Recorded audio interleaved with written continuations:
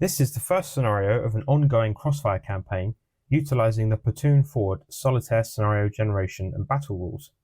You, the audience, voted to commit our company to a raid into the weaker German positions in the orchards and rural ground to the west of Fontenay. So this is what we did. Here you can see the ground that the battle will be fought over. I have oriented the map so that we're looking to the southeast, and here you can see how the terrain on the map transfers to the tabletop. In the platoon forward system, a raid is a patrol scenario, and therefore it recommends that not a full strength force is used. I decided to leave one platoon behind in reserve and keep them fresh for fighting later on in the day. Was it the right decision? We'll have to find out. Looking south down one of the many smaller roads that crisscrosses the ground west of Fontenay, we can see that the terrain is covered with orchards and farm buildings. Off in the distance you can see the ground beginning to rise towards the higher land to the south. For this battle, the British forces were composed of 1st and 2nd platoons, under Lieutenants Farrell and Dunn respectively, along with Major Mann, the company HMG and an observer team for off-board mortars. The Brits also had a preparatory artillery bombardment to make use of before the action got going. Over on the German side, a number of blinds were deployed as per the scenario rules. Platoon forward uses 3 types of blind. Type A represents infantry and other forward line troops, Type B represents support weapons, and Type C are vehicles. For this scenario, we know that a Type A and a Type C unit will be entering the board as reinforcements on a random turn after the shooting began. I should note that Crossfire doesn't use standard game turns like most wargames. Instead, the Hit the Dirt supplement includes an optional rule called the moving clock.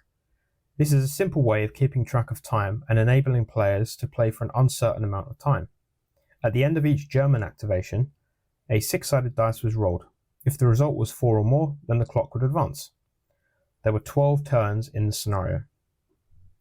Rolling on the scenario objective table, it was determined that our objective for this morning's battle would be an observation post. The British had to deal casualties to the enemy and take a forward position in order to score a major victory. A minor victory could be won if they dealt casualties while sustaining only light casualties themselves. I surveyed the terrain and deployed my troops. Not knowing what each blind represented meant I opted for a cautious approach.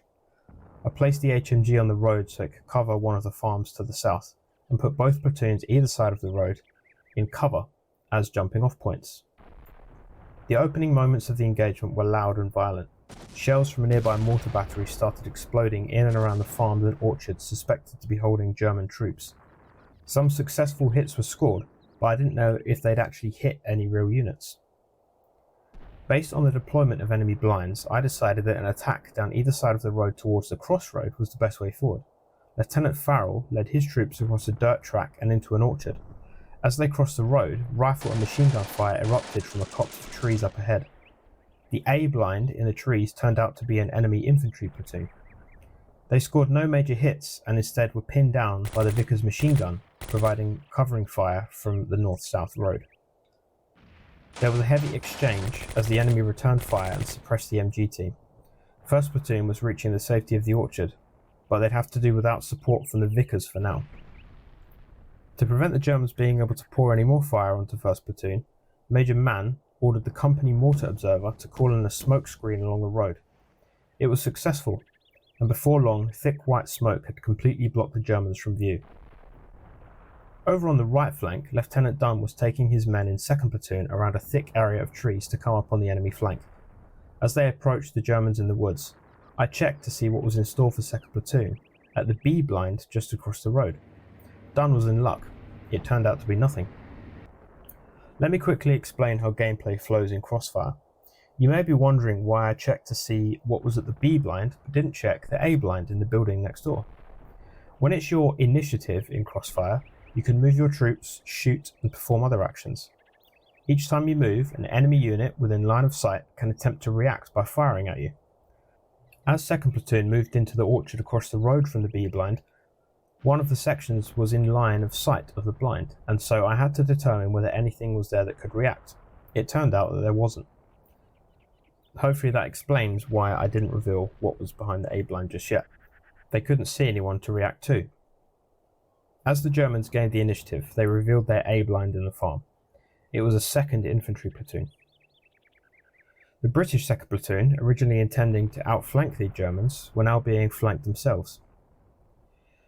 Back on the British left flank, 1st platoon used the cover of the smoke to take up positions in the orchard and start laying down fire on the German positions in the farm. They were able to suppress the German squad occupying the barn. In Crossfire, a suppressed unit cannot move or shoot. It is also more vulnerable to being destroyed, as a second suppressed result will kill it. Time was moving on now, and neither side was gaining much ground. As the clock ticked down, a 3rd German platoon was spotted moving north up the road to reinforce the farm. Luckily for the British, the C blind that arrived with them turned out to be nothing. Undeterred by the arrival of German reinforcements, Lieutenant Dunn organised a crossfire into the woods to his front. Some good rolling destroyed one of the German squads. This caused the German platoon leader to decide to pull his men back into the farm to the south. The officer made it safely across, but 3 section of 2nd platoon caught one of the German squads out in the open and managed to suppress them as they dove for the dirt.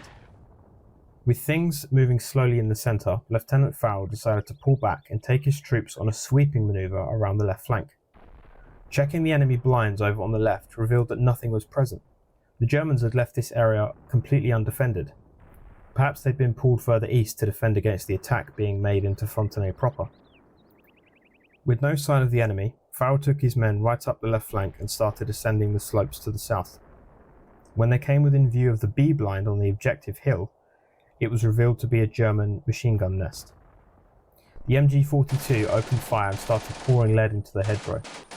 One of the sections was suppressed, but return fire meant that the MG was pinned down. Still a threat, but unable to relocate. This meant it was vulnerable to close attack. Back over at the crossroads, Dunn's men were heavily engaged and starting to take losses. 3 section was suppressed, and 2 section was pinned behind the hedgerow. There was a lot of German infantry in the farm and orchards across the track, and they were giving the Brits everything they had. This fight would remain in a stalemate for some time as the clock continued to tick down. Back on the left, Farrell's platoon was unable to move due to the MG fire. Major Mann had received word about the MG at the enemy observation post and sent the mortar observers forward to lay down a carpet of smoke to facilitate an attack on the MG position. With the MG-42 now blinded by smoke, Farrell took his platoon around the slopes to the north and captured the enemy position with close range fire. The MG had been silenced and the objective was now secure. With the MG-42 dealt with, Farrell was able to consolidate his men on the northern slope of the hill and begin firing upon the German reinforcements moving up the road. His men began firing their rifles and the German troops were forced to take shelter in the hedgerow, keeping them from reinforcing their now weakening comrades at the crossroads. Slowly but surely, the British gained the upper hand and the Germans were being driven back. The Vickers was brought up to provide some much needed fire support. For initiative after initiative, the MG sprayed lead into the farm buildings, slowly causing the Germans to become pinned down and direct their fire away from 2nd platoon and towards the new threat that was now shooting at them from the woods. The clock had finally run out. The Germans that were caught in the road managed to rally themselves and move into the hedgerow on the slopes to the south. The objective was contested now, but the Germans had suffered more losses than the British. In total, the Brits lost only 1 section destroyed from 2nd platoon. The Germans lost 2 squads as well as their MG defending the outpost. Platoon forward has relatively relaxed rules for determining the outcome of battles, but I've reasoned here that the British had won a minor victory. They did not have uncontested control of the objective, but they did manage to clear it out during the engagement and scored more kills than they'd received. So, this was our company's first action of the campaign. I thought it went well. There were some good performances by the platoon commanders, although the company officer, Major Mann, did suffer some nerves as a result of a random event, and he spent the latter part of the battle far back from the action, refusing to move. We took some minor losses, and unfortunately 2nd platoon will not be receiving any reinforcements before the next engagement, so we'll have to make do with only 2 sections instead of 3. On the plus side though, we'll be receiving anti-tank support in the form of a 6-pounder for the next battle, so silver linings and all that. Let me know in the comments how you thought the battle went, and what would you have done differently. Thanks very much for watching. Don't forget to like and subscribe, and I'll see you in the next one.